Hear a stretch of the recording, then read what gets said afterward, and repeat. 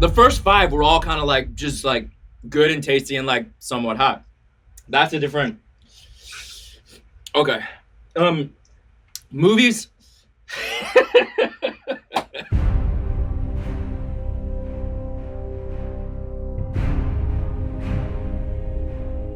Hey, what's going on, everybody? For First We Feast, I'm Sean Evans, and you're watching Hot Ones. It's the show with hot questions and even hotter wings. And today we close out season 12 with Joseph Gordon-Levitt. He's the actor, director, and producer you know from films like 500 Days of Summer, 50/50, Inception, and many more. He also stars alongside Jamie Foxx in Project Power, which is available on Netflix now. Joseph Gordon-Levitt, welcome to the show. Thanks, man. Thanks for having me. How are you around the spicy stuff? Are you a hot sauce guy? I like some flavor. I like a hot sauce when it has flavor. I don't like just gratuitous heat for no reason, which I have a feeling some of this might be. But if it's flavorful, I'm into it.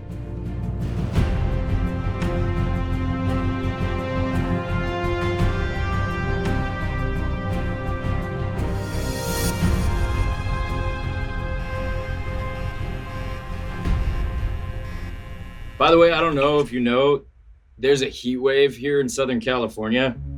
It's already way too hot for my air conditioning to handle, and I haven't started eating this at all. All right. Gonna be a sauna in that room. I'm already sweating. I don't know if you can tell. But I did this pretty good and like serious. Should I do an insert shot with my phone?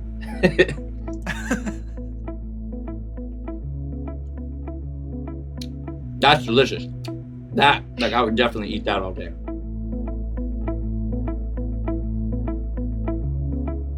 So you were very much ahead of the curve when it comes to Hollywood stars on YouTube, launching a channel for your production company, hitrecord.org, more than 13 years ago, when the platform's biggest claims to fame were Fred and Charlie Bit My Finger. Did you feel like you were breaking ground on the next big thing back then, or has YouTube's evolution and explosion in popularity surprised you?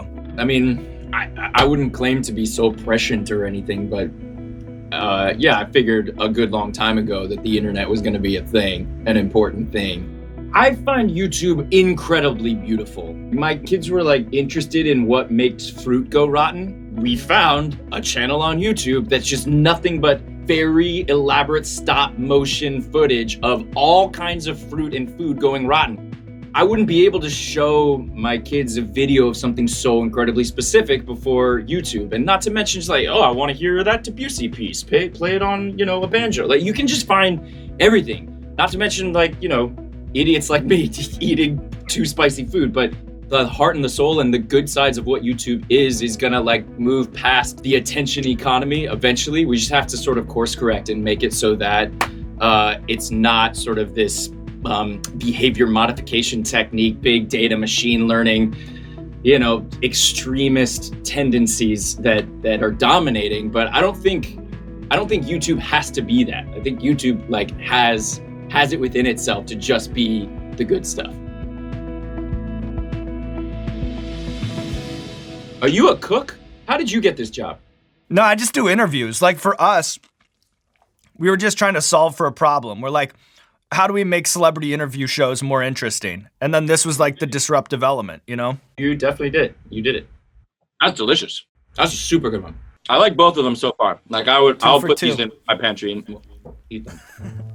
So something that really sets you apart as an actor is your relentless dedication, and my favorite example of that is the years that you spent training as a clown under Slava Polunin for his off-Broadway production of Slava's Snow Show. How would you sell the traditional Russian art of clowning to people who only know it from birthday parties and the circus?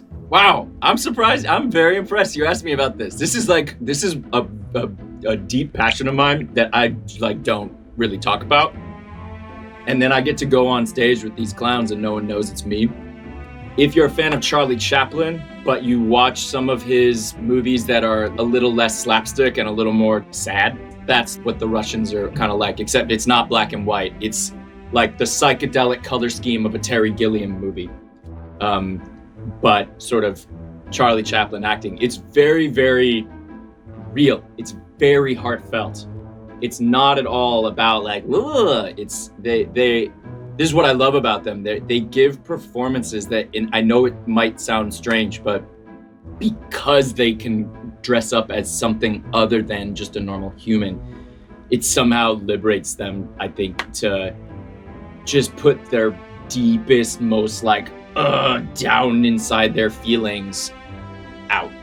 I've been on stage on Broadway with them. I've been on stage a couple different theaters in France with them. It's brilliant.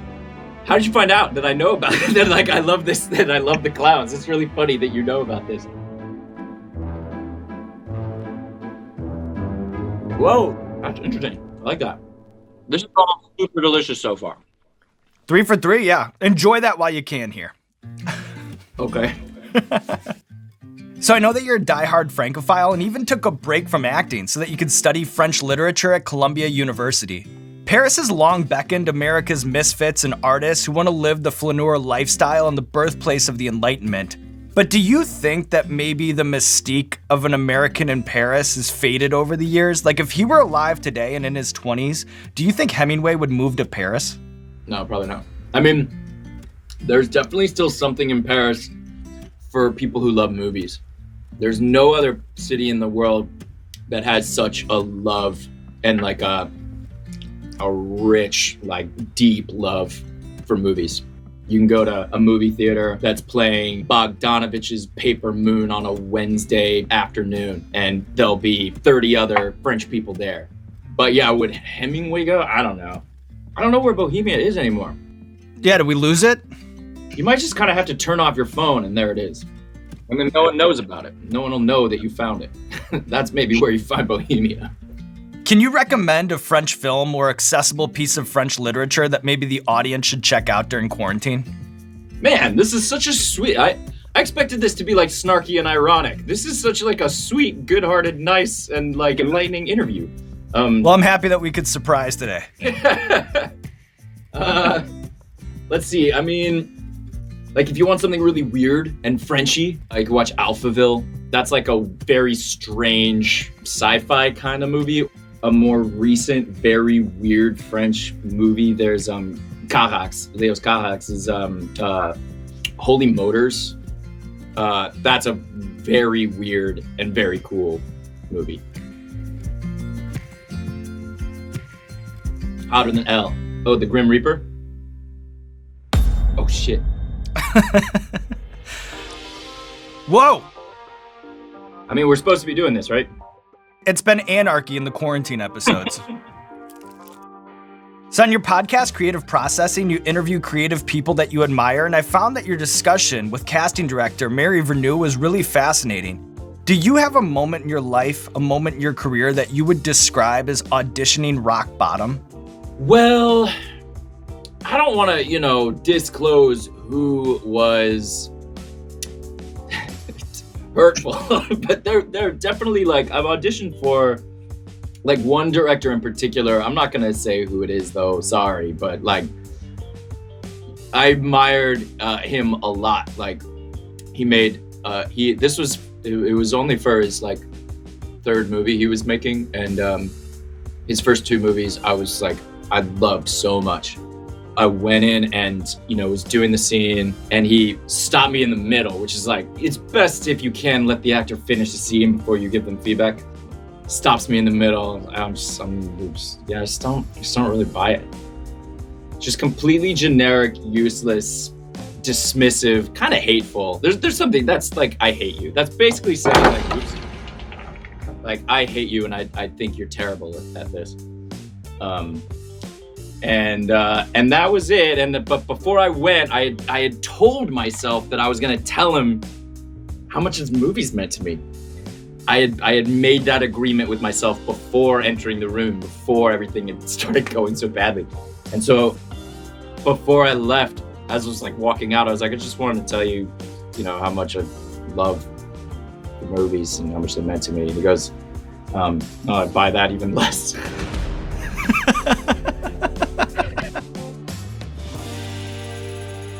Fuck you, guy. I'm not going to say your name. He probably doesn't even remember that. All right, Joseph, we have a recurring segment on our show called Explain That Gram, where we do a deep dive on our guest's Instagram, pull interesting pictures that need more context. So I'll show you the picture. You just tell us the bigger story. And first things first, last month you posted this 10-year tribute to Inception. What do you remember about the unique mechanics of shooting in a 100-foot long rotating corridor for that legendary hallway scene? Oh, that was just the most fun. There were a few different ways that it was shot. There was the rotating one, but then there was also there were parts on wires. They built a long horizontal corridor. Then they built this 10-story tower, which looked like a hallway, but the floor was a wall. And they would point the camera up that way. So it looked like it was shooting on, just down a hallway, but it was actually shooting up a 10-story tower. But the most fun was the rotating one because you didn't have any harness on you. You were just free to be in this crazy. It was like a dream. I had so much fun doing that. And then finally, I know that you're a Star Wars super fan. When we had John Boyega on the show, he made some waves for saying that Anakin Skywalker is a much more powerful Jedi than Rey. Where do you stand on the strongest, most powerful Jedi in the Star Wars saga? Yoda. Look, I'm not the kind of Star Wars fan that can back up my claim with evidence. I haven't read the novels. I'm not on the wiki pages. I haven't even seen The Mandalorian. But just from my subjective, loving perspective and fandom of Star Wars, obviously Yoda. Oh, now it's hot. That's all right. That hurts. I've been holding off on the milk. I'm gonna do it now. Seafire Gourmet Reaper hot sauce.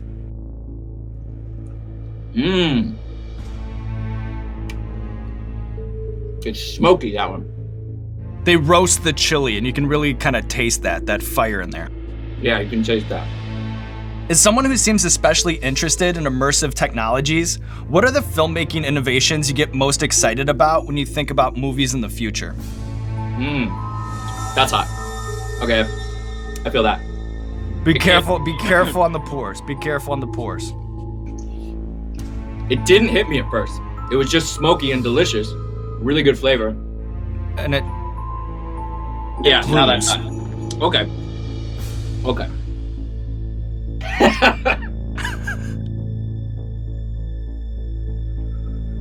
I admit I was getting cocky. I was like, these are all just tasty. I could see it in you. You warned me. You said careful on the back half. And you didn't listen to me. I thought it was gonna be the first one's level 1, then, ooh shit, it's really hot. The first 5 were all kind of just good and tasty and somewhat hot. That's a different... Okay. Movies. The future of storytelling, it's gonna be video games. I don't think it's gonna really be filmmakers who figure out how to do that, but it feels like kind of the most groundbreaking storytelling. Careful around your eyes. Oh, thanks. Yeah. I don't want to get chilly in my eyes. But storytelling that's completely in a whole different realm than anything we've seen before.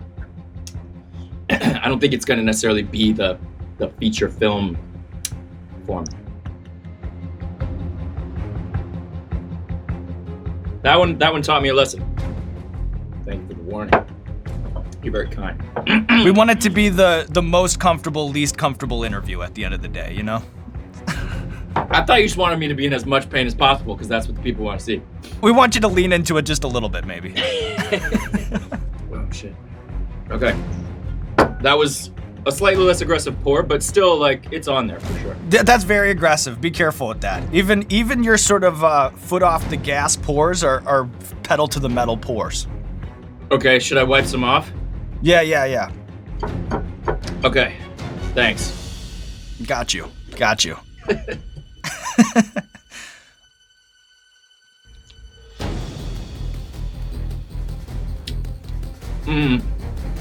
Yeah, I already feel it. Immediately. Yeah. That's that heat. That's just remember I said earlier, I was they're just heat. I don't feel a flavor. It's just hot. Okay. What's the holy grail of your Magic the Gathering card collection? The most valuable ones, money-wise, are I have real Moxes. I have beta Moxes. The Time Walk is my favorite, though. Probably the one I'm most attached to is not even all that valuable, but it's like my first rare card that I ever pulled. It's called a Nightmare. It's a horse with fire all around it. The more swamps you have, the more powerful it is. It flies. Very appropriate for the situation going on right now. Nightmare. Can you remember the Dungeons and Dragons characters that you used to play with as a kid? Like, which one was the most creative? Fury. Fury was my biggest one that I spent the most time on. He was an assassin. He was a dark elf, chaotic evil, really good with daggers. My friend Nick's guy was named Dark Image and mine was named Fury. And we were just horrible killers for hire. And we would just go and kill people. Not in All real, right. We would imagine to kill people. Speaking of hyperbolically killing people, are you ready to move on to the next hot sauce? This is the bomb beyond insanity. Please be very careful. Yeah, I can already smell it. Okay.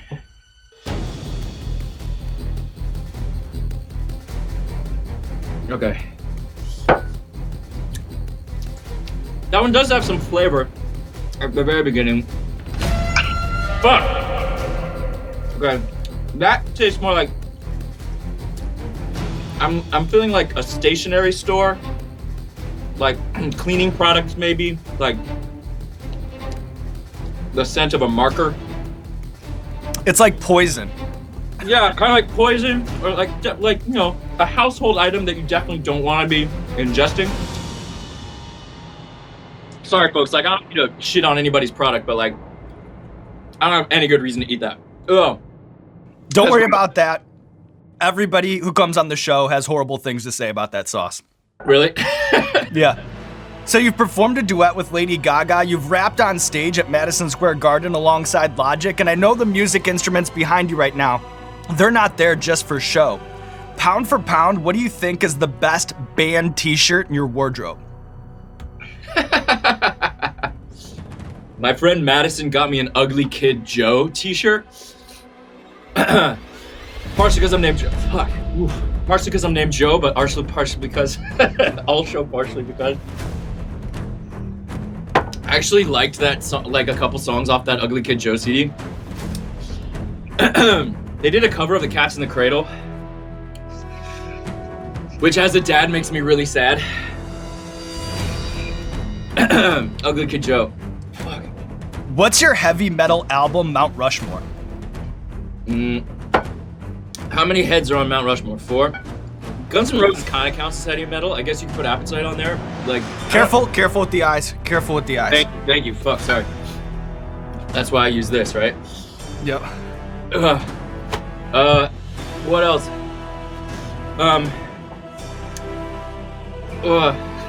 Ride the Lightning, Mastodon, the first Mastodon record.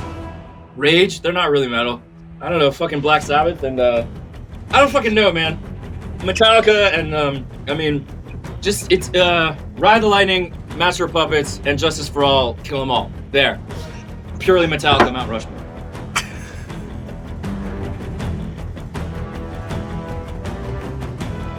Fuck that sauce. That was bullshit. I want to make sure I don't have any of the remaining of that, whatever the fuck that was. That, whiteout that I ate before. Remember whiteout? Like, I found though it kind of like didn't work because if you like white something out, it's not really like you can totally like write over that next thing. You know, it's kind of an imperfect product. you have to have patience. Joe, really quickly, we have to be at Corden in 5 minutes, so story time. You should put that in the show. You should put that in the show that my publicist just came on the Zoom and was like, very quickly, we have to be at Corden in 5 minutes. Thank you, Erica. All right, 2 more to go. How you doing? Okay. Yeah. Okay. This one. Yep. I just felt a little like trembling in my arms. Just thought you should know that. Okay.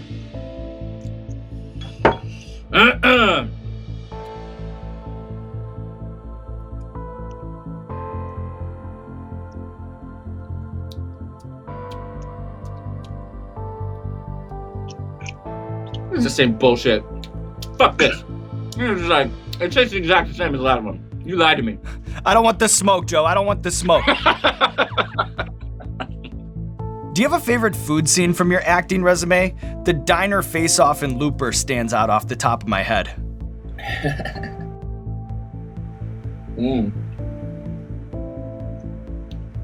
I got to act with Mickey Rourke. Mickey Rourke is one of the great actors of the 20th century, and I got to work with him in a movie called Kill Shot. He played a murderer, and I played a murderer, and there's this one scene where he's just sitting there eating lasagna. And I'm like this talkative Texas psychopath, and I just don't shut up the whole time. And he never says anything, and I'm just like needling him, and he's just eating lasagna until he shoots me in the face.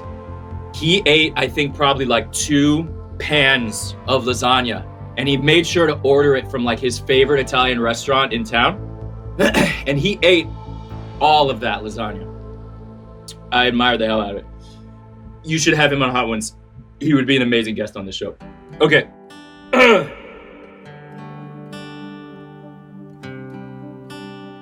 It's behind your milk. It's behind my milk? I got you. Oh, yeah. There it is. Yeah, okay. Oh, it's a weird like color of diarrhea. All right. Oh, sorry. This one is your product. I shouldn't.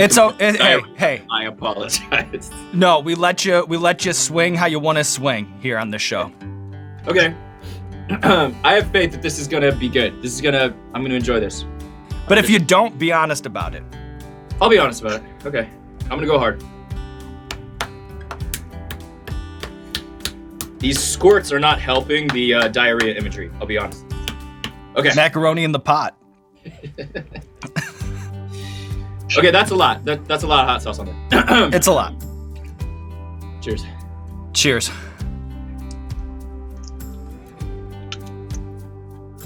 Right off the bat, there is more flavor. It's like tangy. And now here it comes. Oh, fuck. Okay, Joseph Gordon-Levitt, here we are at the end of our spicy chicken wing saga, and we've touched on your many creative projects, both old and new. But to close things out, I just want to talk about Sesame Street. You're on record as saying that it's your favorite show of all time, and you called hosting the 50th anniversary special one of the highlights of your life. So now, with your brain on fire and your mouth ablaze, what is the most important life lesson that you ever learned watching Oscar the Grouch, Elmo, Big Bird and the Gang? My favorite episode of Sesame Street is the episode where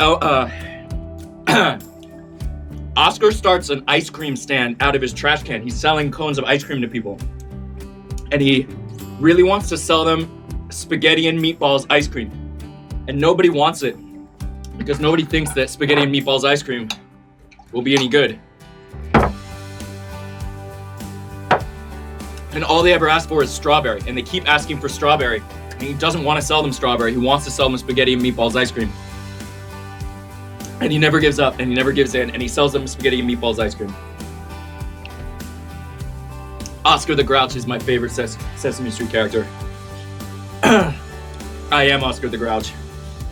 Oh, Oscar the Grouch plays by his own rules. Joseph Gordon-Levitt to top out the wings and close out season 12. And now all there's left to do is roll out the red carpet for you, Joseph Gordon-Levitt. This camera or this camera, let the people know what you have going on in your life. Ah! You want to be creative. You have something inside you that tells you want to be creative in life. I started this thing a long time ago called Hit Record. I know it sounds like I'm plugging my company. I know I never shut up about it on social media. That's all I ever do is just post about it on social media, but it's something that's really, truly dear to me. If you want to do something creative today, you want to write, you want to draw, you want to act, you want to make movies or make music, whatever it is you want to do, it's hard to do it alone. And if you want to do something creative today, come check it out. I care about it probably more than anything else I work on. Thank you. Great job, Joe. Great job. Great job. All right, Joe, thank you so much. Good luck on Corden. I'm definitely tuning in tonight. Thanks so much, you guys. Really appreciate it. See you, Joe.